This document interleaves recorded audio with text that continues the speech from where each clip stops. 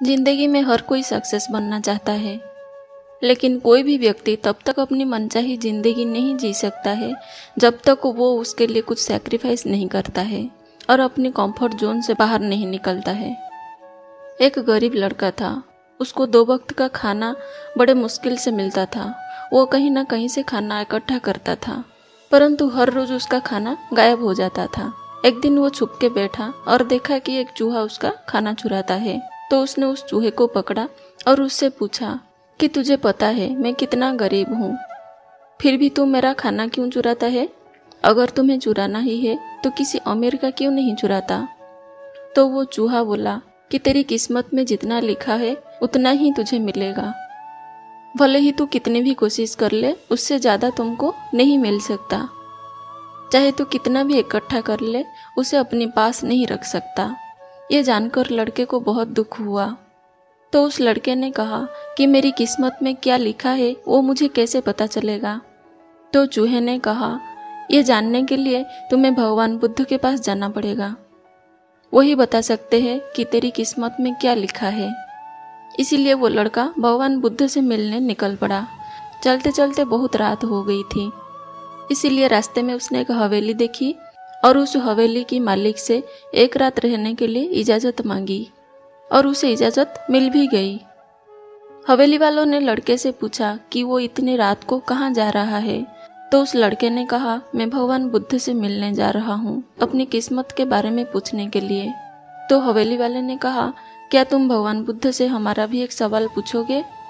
हमारी एक 16 साल की लड़की है जो बोल नहीं सकती, तो क्या करे जिसे उसकी आवाज़ लौट आए? उस लड़के ने कहा, जरूर पूछूंगा। ये कह के सुबह वो वहाँ से निकल पड़ा। आगे रास्ते में बहुत बड़े बड़े बर्फ के पहाड़ थे। वो बड़ी मुश्किल से पहाड़ पर चढ़ा तो उसे वहाँ पर एक जादूगर मिला। उसने उस लड़के से पूछा कि वो कहाँ जा रहा है। तो उसने कहा कि भगवान बुद्ध के पास जा रहा हूँ, अपनी किस्मत के बारे में पूछने के लिए। तो जादूगर ने कहा, क्या तुम भगवान बुद्ध से मेरा भी एक सवाल पूछ लोगे? मैं हजारों साल से यहाँ तपस्या कर रहा हूँ ताकि मैं स्वर्ग में जा सकूँ, और मेरे हिसाब से अब तक तो मुझे स्वर्ग में चले जाना चाहिए था, तो मैं स्वर्ग में जाने के लिए क्या करूँ? लड़के ने कहा, ठीक है, मैं आपका सवाल भी भगवान बुद्ध से अवश्य पूछूंगा। उस जादूगर के पास एक छड़ी थी। उस छड़ी की मदद से उस लड़के को बर्फ का पहाड़ के उस पार पहुंचा दिया। जब वो आगे बढ़ा तो उसके सामने बहुत बड़ी चुनौती थी। वहाँ बहुत बड़ी नदी थी जो वो खुद नहीं पार कर सकता था। तभी उसकी मुलाकात विशालकाय कछुए से हुई। लड़का ने कछुए से कहा, क्या तुम मुझे नदी पार करा सकते हो? कछुआ उसे लेकर जाने के लिए तैयार हो गया। फिर कछुए ने भी उसे वही सवाल पूछा कि तुम कहाँ जा रहे हो? तो उसने सब बताया। तो कछुए ने भी एक सवाल पूछने के लिए कहा, मैं एक चमत्कारी कछुए हूँ। मैं 500 साल से अजगर बनने की कोशिश कर रहा हूँ, पर अभी तक नहीं बन पाया। तो मैं ऐसा क्या करूं जिससे मैं अजगर बन जाऊं? लड़के ने कहा, मैं आपका सवाल जरूर पूछूंगा। कछुए ने लड़के को अपनी पीठ पर बैठाया और नदी के उस पार पहुंचाया। आखिरकार लड़का भगवान बुद्ध के पास पहुंच गया। वहां बहुत सारे लोग थे। भगवान बुद्ध ने कहा कि मैं एक व्यक्ति के केवल 3 सवाल के जवाब दूंगा। लड़का परेशान हो गया क्योंकि उसे तो 4 सवाल पूछने थे। वो सोचने लगा कि उसे कौन से 3 सवाल पूछने चाहिए। उसने कछुए के बारे में सोचा कि कछुआ 500 साल से अजगर बनने की कोशिश कर रहा है, जादूगर 1000 साल से स्वर्ग में जाने के लिए तपस्या कर रहा है, और वो लड़की बिना बोले कैसे पूरी जिंदगी निकाल सकती है।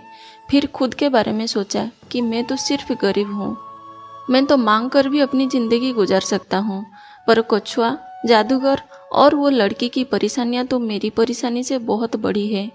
तो लड़के ने उनके 3 सवाल भगवान बुद्ध से पूछे। बुद्ध ने जवाब दिया कि कछुआ 500 साल से अजगर बनने की कोशिश कर रहा है, पर अपनी कवच को छोड़ने के लिए तैयार नहीं है। जब तक वो अपनी कवच को नहीं छोड़ेगा तब तक वो अजगर नहीं बन पाएगा। वही जादूगर जब तक अपनी छड़ी नहीं छोड़ेगा तब तक वो स्वर्ग नहीं जा पाएगा, और जब तक लड़की को उसकी जीवन साथी नहीं मिल जाएगा तब तक वो बोल नहीं पाएगी। यह सब सुनकर लड़का वापस कछुए के पास आया और उसे सब कुछ बताया। तो कछुए ने अपना कवच निकाल दिया। जैसे ही कवच निकाला उसमें से कीमती मोती निकले। वो मोती कछुए ने उस लड़के को दिया और वो अजगर बन गया। फिर वो जादूगर के पास गया और सारी बात बताई तो जादूगर ने अपनी जादू की छड़ी लड़के को दे दी और वो स्वर्ग में चला गया। उसके बाद लड़का उस हवेली में गया जहाँ उसने रात गुजारी थी। वहाँ जाकर हवेली के मालिक को उस लड़की की हाथ मांगी जो नहीं बोल सकती थी। उसके बाद वो लड़की सामने आई और बोली, उस रात हमारी हवेली पर तुम ही आए थे ना। इस तरह लड़के को पैसा, पावर और एक खूबसूरत जीवन साथी मिल गई। प्रत्येक व्यक्ति को अपना समस्या दूसरे से बड़ी लगती है। उसे लगता है कि मैं जितना परेशान या दुखी हूँ उतना कोई और नहीं है, पर हर व्यक्ति को भगवान कोई ना कोई परेशानी अवश्य दी है। इसीलिए दुखी या परेशान होने की बजाय समस्या के समाधान पर फोकस करना चाहिए। दोस्तों, आपको ये कहानी कैसी लगी हमें कमेंट के माध्यम से ज़रूर बताएं। साथ ही मेरे चैनल को सब्सक्राइब करना ना भूलें। धन्यवाद।